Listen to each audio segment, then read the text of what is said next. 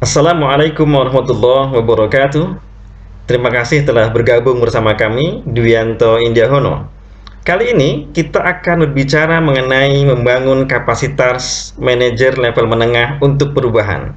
Ada beberapa hal yang bisa dilakukan. Yang pertama adalah menerima perbedaan manajer level menengah.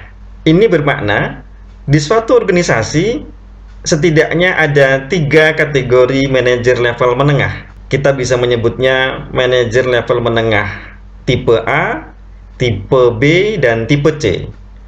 Manajer level menengah tipe A adalah manajer yang sangat energik, manajer yang disiplin, inovatif, kreatif, dan selalu mendorong perubahan pada suatu organisasi. Tipe B adalah manajer menengah yang biasa-biasa saja. Dia seorang yang disiplin, tidak pernah melakukan pelanggaran organisasi. Dia selalu mendukung apa yang ditetapkan oleh suatu organisasi. Yang ketiga adalah manajer tipe C, yaitu manajer yang memiliki kinerja kurang baik, tidak disiplin, dan malas untuk melakukan perubahan. Khusus untuk manajer tipe C ini, organisasi bisa mempertimbangkan kehadiran manajer tipe C ini dalam arus perubahan. Jika memang si manajer tidak mampu dan tidak memiliki komitmen untuk berubah dirinya dan mendukung suatu perubahan, maka merumahkannya mungkin suatu ide yang bisa dilaksanakan. Sedangkan untuk manajer tipe A dan tipe B, kadang-kadang suatu organisasi itu lebih mendahulukan kehadiran manajer tipe A untuk menghandle suatu perubahan dan melupakan kehadiran manajer tipe B. Maka organisasi harus bisa mengajak manajer tipe B ini untuk ikut andil dan ambil bagian dalam arus perubahan organisasi. Dengan mendudukkan dua manajer level menengah yang memiliki kinerja yang sangat baik dan kinerja yang baik dalam suatu gerakan perubahan, diharapkan daya dukung manajer level menengah dalam suatu perubahan semakin besar. Ketika daya dukungnya semakin besar, maka perubahan dalam suatu organisasi akan semakin besar tingkat keberhasilannya. Yang kedua, yang bisa dilakukan untuk meningkatkan kapasitas level menengah untuk perubahan adalah menginvestasikan manajer level menengah pada kondisi yang ada dalam fase lambat. Artinya, ketika organisasi sedang mengalami krisis atau situasi berjalan dengan lambat, maka organisasi bisa menginvestasikan manajer level menengah ini untuk meningkatkan kemampuannya dalam hal manajerial dan ide-ide perubahan. Mengirim manajer level menengah ke dalam suatu pelatihan kepemimpinan, pelatihan motivasi, pelatihan pengembangan organisasi, dan perubahan menjadi hal strategis yang bisa dilakukan ketika organisasi sedang mengalami pelambatan. Harapannya ketika situasi nanti sedang berjalan normal, maka pemimpin-pemimpin level menengah yang telah memiliki kemampuan lebih dapat menggerakkan roda organisasi dengan lebih baik. Pada organisasi sektor publik di pemerintahan, kondisi lambat atau kondisi aman itu bisa dimaknai adalah sebagai kondisi normal, kondisi yang tidak saat krisis atau pada situasi yang tidak ada sesuatu urusan yang segera harus dituntaskan.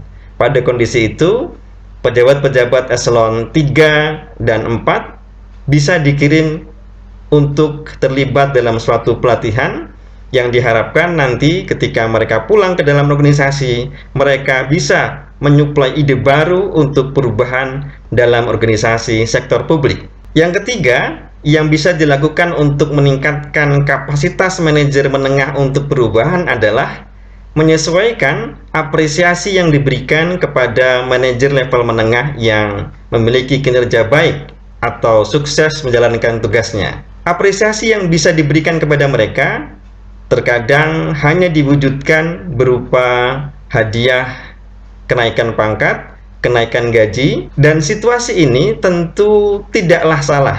atau tidaklah keliru sepenuhnya. Tetapi perlu diingat, ada manajer level menengah yang tidak mau bentuk apresiasinya adalah posisi puncak. Mereka lebih nyaman berada di level menengah. Untuk orang-orang seperti ini, apresiasi yang diberikan tentu harus disesuaikan. Misalnya memberikan cuti lebih panjang, memberikan apresiasi dalam bentuk penghargaan, dan sebagainya. Intinya adalah sebuah organisasi harus pandai memotivasi manajer level menengah ini untuk ada pada kinerja yang baik. Mengenai wujudnya, organisasi yang bersangkutan tentu telah memiliki cara yang tepat. Yang keempat, hal yang bisa dilakukan untuk meningkatkan kapasitas manajer level menengah untuk perubahan adalah melibatkan mereka dalam formulasi strategi kebijakan perubahan. Melibatkan manajer level menengah dalam perubahan strategi organisasi tentu sesuatu yang menantang bagi mereka. Mereka akan belajar bagaimana meramu sebuah kebijakan yang baru, yang strategis untuk organisasi yang mereka cintai. Kedudukan yang seperti ini bisa jadi adalah bentuk lain apresiasi kepada mereka yang berprestasi. Wujud organisasi telah mempercayai mereka untuk ambil bagian membesarkan organisasi, dan wujud training kepada mereka supaya ketika suatu waktu mereka menduduki posisi puncak, mereka telah biasa menyusun strategi yang baik untuk menuju organisasi yang juara. Hal ini sekali lagi penting, melibatkan manajer level menengah dalam kegiatan penyusunan formulasi kebijakan strategis organisasi. Yang kelima, yang bisa dilakukan untuk meningkatkan kapasitas manajer level menengah adalah menggunakan mereka sebagai mesin kepemimpinan. Sebuah organisasi sebisa mungkin tidak hanya tergantung pada pemimpin puncak. Kehadiran manajer level menengah dalam suatu organisasi seharusnya bisa menambah kekuatan organisasi untuk bergerak dalam perubahan. Melibatkan manajer level menengah sebagai mesin kepemimpinan organisasi adalah sebuah aktivitas yang strategis yang bisa dilakukan organisasi untuk meningkatkan kapasitas perubahan suatu organisasi. Ketika mesin-mesin perubahan itu tidak hanya ada di puncak, tetapi juga ada di level menengah, maka perubahan dalam organisasi sangat mungkin sukses. Sekali lagi, menempatkan manajer level menengah sebagai mesin kepemimpinan organisasi dalam kegiatan rutin maupun kegiatan pro perubahan merupakan sesuatu yang bisa dilakukan untuk meningkatkan kapasitas manajer level menengah sekaligus kapasitas organisasi untuk perubahan. Yang keenam, yang bisa dilakukan untuk meningkatkan kapasitas manajer level menengah adalah menggerakkan manajer level menengah untuk menantang pejabat senior. Hal ini bermakna manajer level menengah yang memiliki kedudukan strategis, kita dorong untuk memiliki ide-ide perubahan yang fresh, yang berbeda dari yang lain. Ketika mereka memiliki ide perubahan yang berbeda dengan